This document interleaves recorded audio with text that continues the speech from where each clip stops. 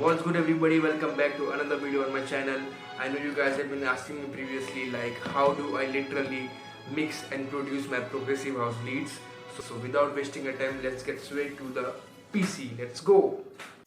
Alright guys, so as you can see I have just opened the FLP of my previously released track, very well known as Reflection, which is out on my YouTube channel. If you guys haven't heard it yet, I have added the link on the description. Just go give it a listening once and come back to this video once again. Alright, so back to the video.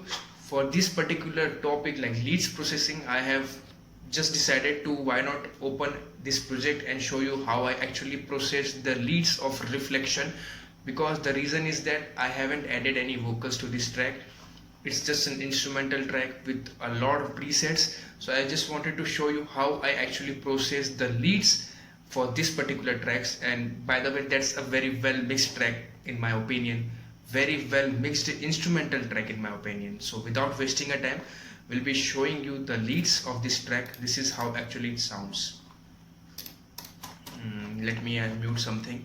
Yeah, there's a lot of automation, sorry for this guys, but that's a requirement of this track.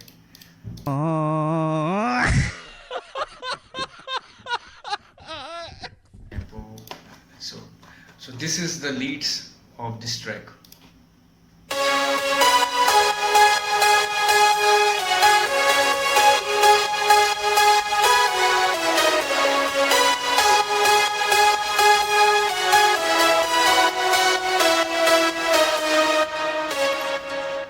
That's it, a very simple leads presets I have used. All them are from a very stock plugins which are inbuilt FL Studio plugins. You don't need to spend any another money. Once again I say, try to use the good plugins, good presets, so that you get easily mixed up with the sounds and your time will be also saved a lot if you try to use a good presets at a good time. Don't use unnecessary presets, because this will make your sounds too much complicated, and the result is that you will end up like mixing a lot of sounds. A lot of time will be wasted. So would I suggest you guys to use less preset but use the good ones. So that's the preset of the leads. We'll go at each preset one by one. This is how it sounds. That's a harp preset, I guess, from orchestral chamber.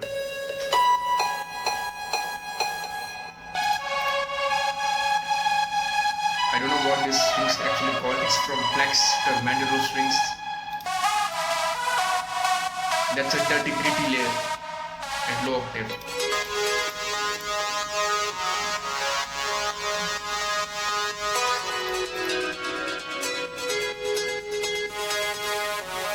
Again low, super soft. And this one is the main mono lead. As you can see, it sits very on the center, and it has a very good beautiful character, as you can see. And what we have now, the last super plucky type of super solid. This is actually from the Sytrus, which is also an stock plugin by FL Studio.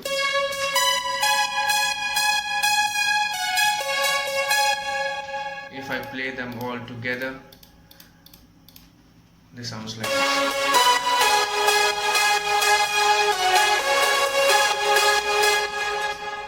That's it. Now what I want you guys to notice that this is the lead bus channel. As you can see, what I did here, I have routed all this leads preset into this leads bus channel, and I have added a separate process to all these presets in the leads bus channel. As you can see here, there is a Fruity Parametric EQ on the leads bus, OTT, Fruity Peak Controller, Fruity Reverb 2, Transpire, Fruity Parametric EQ 2, Fruity Filter. This is just for the build-up automation, and Fruity EQ again, compressor, and the kickstart. That's it. These all VSTs are inbuilt stock. You don't need to spend another money. I say it again. And if we go on each VSTs and presets one by one, and okay, first of all, let me mute the mix VSTs. I want you guys to listen to the sounds without any VSTs, any mixing plugins. So I will mute this and just focus the changes when I turn on all the mixed VSTs. So this is how it sounds without the mix. previously. You can see it sounds very bad. And now if I turn on the mix, this is the result. You see, that's a very big epic lead. That's the power of mixing. Yeah, choosing the right sounds at the right time. So now starting with the fruity parametric EQ2, you can see here I have just removed all the frequencies below 100 Hz because I wanted to keep the room for the sub bass and the mid bass, basically the frequencies which sits on the low range. So that's the first EQ. Second one, I have added OTT on the leads just to compress a lead and glue them together so that it sound as a one single layer. And by the way, OTT is also a free plugin. It's not FL Studio inbuilt, but you can get it, like there are so many websites you can just go and download it from there. Now fruity parametric EQ2, I just want you guys to focus on this plugin, mixing VST and the reverb. What I actually did, I wanted to add leads, like a reverb on my leads, which basically every producer does on their leads, but I just wanted to have a control over my reverb on the leads. I hope you're getting what I'm trying to say. Whenever the leads are getting played, the wet signal of the reverb is getting ducked down. This will basically helping the leads to have a more room when it's getting played, and as soon as the leads stop playing, the reverb wet signal is getting up. Whenever the leads are playing, the wet signal is getting down. Whenever the leads are going down, wet signal is getting up. So this is how Fruity Peak controller is controlling actually the reverb of the leads bus. Just notice the change. And you can see here, wet signal is getting ducked down.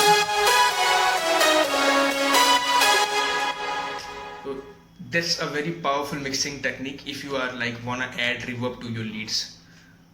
So I will try to make a separate video based on this topic.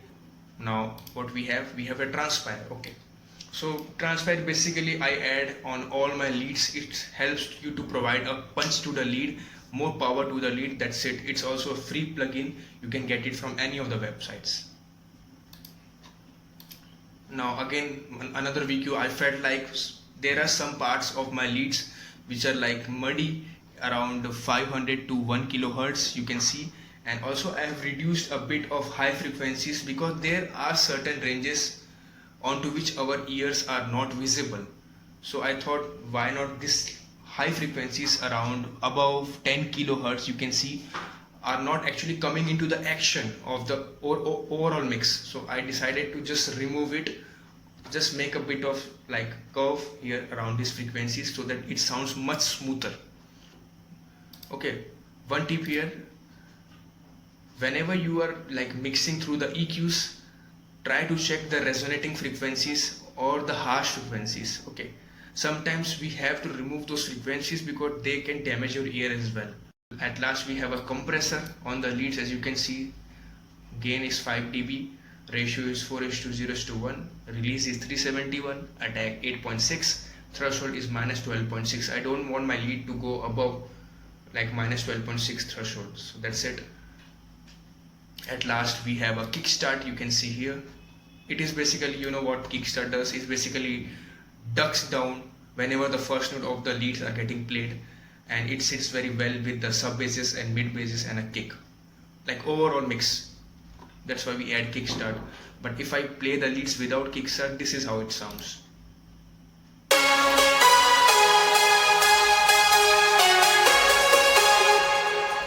And if I turn on the kickstart, you can see the changes. It's getting turned on. That's it. That's it about the lead processing, guys. I hope you guys have learned something through this video. There is nothing crazy. I have just added all the plugins, and most of them are frees or inbuilt FL Studio stock plugins. That's it. One tip here, I will again say that try to use less leads presets and layer them properly, but the good ones, because this will help you to mix them properly and will save a lot of your time and energy. That's it. So if we play that track together now, this is how it actually sounds.